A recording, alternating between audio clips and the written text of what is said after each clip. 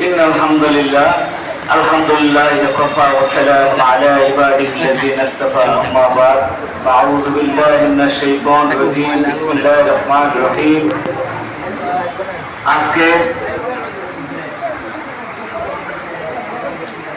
ইমাম ওলামা ঐক্য পরিষদ জয়নগর কেন্দ্রিক ইমাম ওলামা ঐক্য পরিষদ কর্তৃক আয়োজিত ঐতিহাসিক বদর দিবস শীর্ষক আলোচনা সভা ও ইফতার মাহফিলের সম্মানিত সভাপতি, পত্র প্রতিষ্ঠানের সম্মানিত সভাপতি হযরত মাওলানা মুফতি নাজমুল হোসেন সাহেব দামাত বারাকাতুহুম সহ আমাদের এই ইমাম ওলামা ঐক্য পরিষদের সম্মানিত নেতৃবৃন্দ সকলকে আমার ব্যক্তিগত পক্ষ থেকে তথা ইমাম ওলামা ঐক্য পরিষদের পক্ষ থেকে আন্তরিক শুভেচ্ছা অভিনন্দন মোবারকবাদ জানাচ্ছি।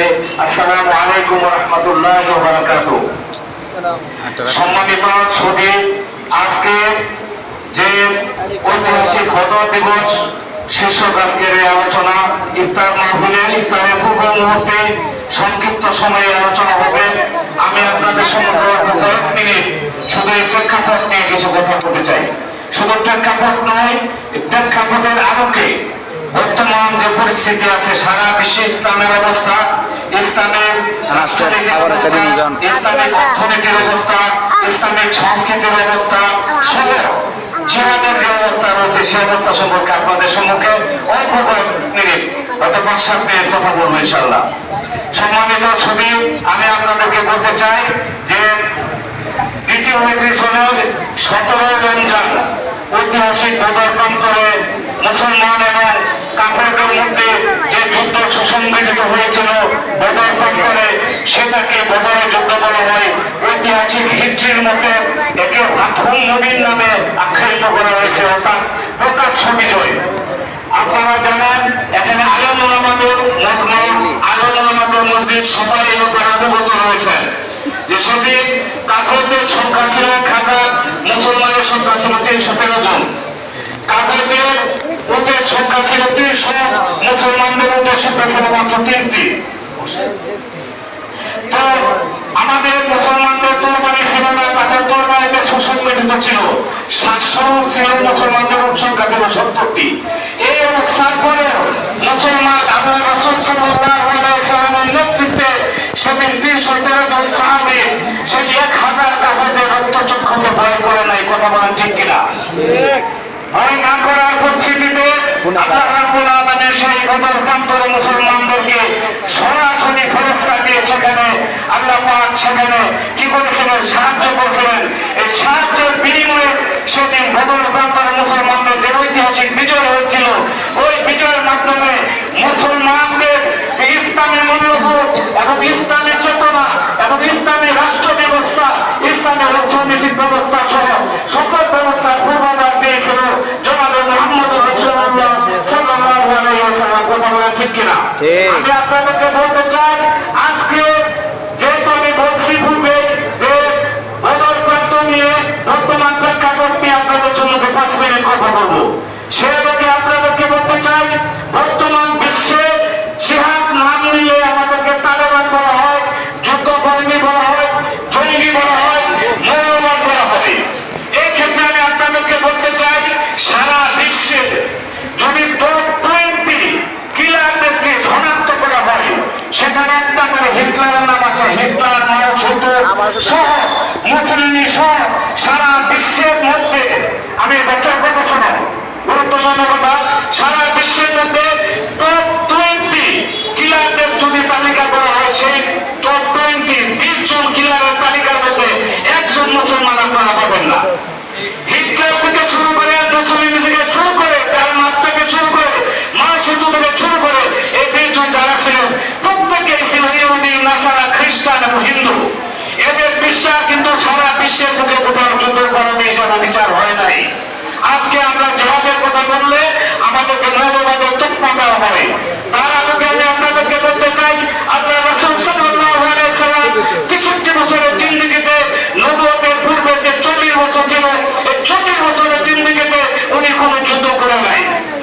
এবং 40 বছর পরে ওনার নবুয়ত প্রাপ্তির পর থেকে 53 বছর পর্যন্ত টানা 13 বছর উনি কোনো যুদ্ধ সুসংগত করে নাই, কোনো যুদ্ধে লিপ্ত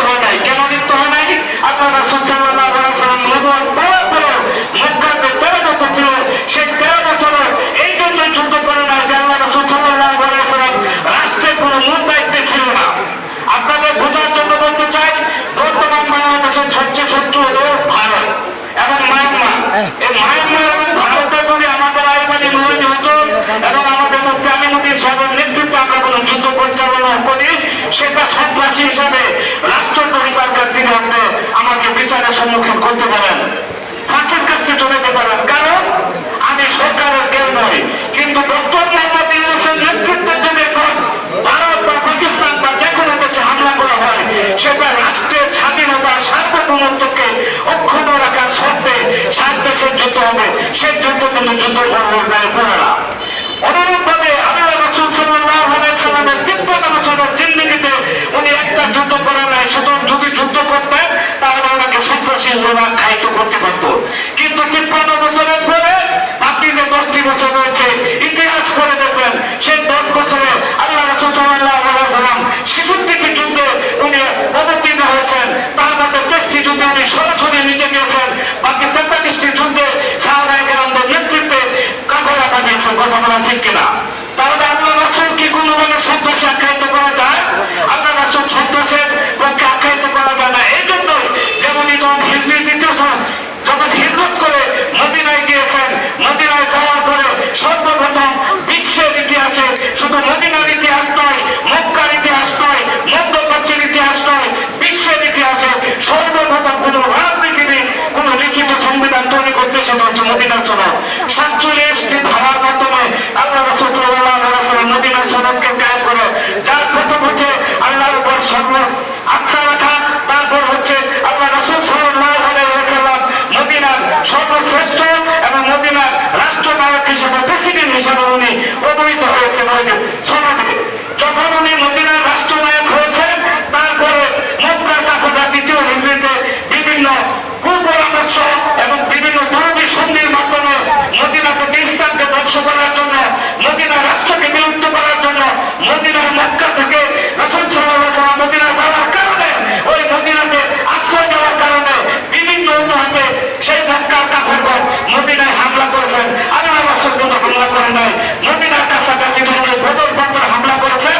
মুসলমান হিসেবে মুসলমান শুধু এই যুদ্ধে নেই, বিশ্বের যত যুদ্ধ হয়েছে প্রত্যেক যুদ্ধে মুসলমান কখনো কাফের থেকে আক্রান্ত করা হয়, যখন আক্রান্ত হয়েছে তারা প্রতিরোধ করার চেষ্টা করেছে। অনুরূপভাবে বদর প্রান্তরে আল্লাহ রাসূল সাল্লাল্লাহু আলাইহি ওয়াসাল্লামের নেতৃত্বে 313 জন সাহাবীকে নিয়ে সেখানে কাফেরদেরকে প্রতিহত করার জন্য সেখানে যুদ্ধ করেছে। সুতরাং আমাদেরকে বুঝতে হবে, আমাদের কর্মতন্ত্রী করতে হবে। মুসলমান আল্লাহ রাসূলের নেতৃত্বে যত যুদ্ধ হয়েছে, কোন যুদ্ধ মুসলমান আগে করে নেয়। যখন মুসলমান আক্রান্ত হয়েছে তখনই তারা প্রতিরোধ করছে। সুতরাং আমাদেরকে বুঝতে হবে, উপলব্ধি করতে হবে, মুসলমান কখনো সন্ত্রাসী কার্যকলাপ করতে পারে না, মুসলমান কখনো হত্যাযজ্ঞে লিপ্ত হতে পারে না, মুসলমান অন্য ধর্মের উপর আক্রমণ করতে পারে না, মুসলমান অন্য দেশের উপর আক্রমণ করতে পারে না।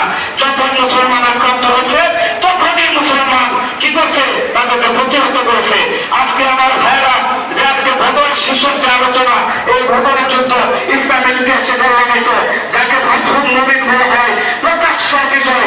এই যুদ্ধের আল্লাহ রাসূল যদি প্রয়োজন হতো, আল্লাহ রাসূল ইসলামকে কিভাবে সমুন্নত করতো, এটা আল্লাহ রাব্বুল আলামিন নিজে জানে। তবে এই কথা কি রাখতে ছুটবে যে উনি তো পারতেন, কিন্তু বলা হয় যে এই যুদ্ধ যদি মুসলমানের পরাজয় হতো তাহলে খুব সমস্যা হয়ে যেত। ইসলামের সূর্যের দিন কি পশ্চিম আকাশে সেই নবীর আকাশে উদিত হতো কিনা সন্দেহ ছিল। সেহেতু ইসলামের ইতিহাসে বদর প্রান্তর যে যুদ্ধ, এটা অত্যন্ত গুরুত্বপূর্ণ এবং তাৎপর্যপূর্ণ একটি যুদ্ধ, যেটি রমজান মাসে হয়েছে।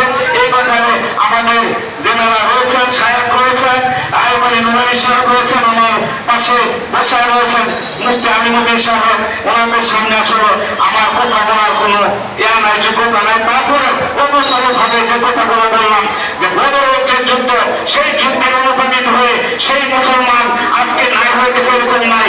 আল্লাহ রাসূলের উম্মত কমে নাই, উম্মত বৃদ্ধি পেয়েছে।